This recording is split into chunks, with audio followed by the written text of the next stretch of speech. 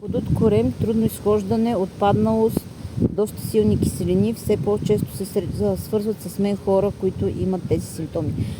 Оплакват се, че са минали всякакви процедури, пили са доста лекарства, минали са по хиляди лекари, но не намират никакъв резултат.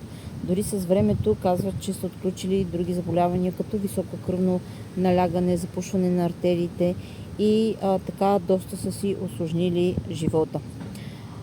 Тук мога да кажа, че трябва да започнете да почистите организма от токсините, от шлаките, за да може да се почисти целият организъм на клетъчно ниво с алоe вера, с коприва. Същевременно да приемате пробаланса, за да нормализира киселинността и гъбата рейши, която е аптогена на нашето тяло. Когато се приема, тя намира точното заболяване и работи върху него. Така по този начин ще решите тези проблеми, няма да се чувствате отпаднали, няма да имате подуване, киселини, няма да имате дори тази тежест и няма да се налага да отключвате тези заболявания и да ходите по лекари, да пиете по една чанта лекарства. Всичко това ще се избегне и ще изчезне. Ако имате ваши близки и искате да помогнете или ако искате да си помогнете на самите себе си, може да се свържете с мен. На страницата има телефон и WhatsApp.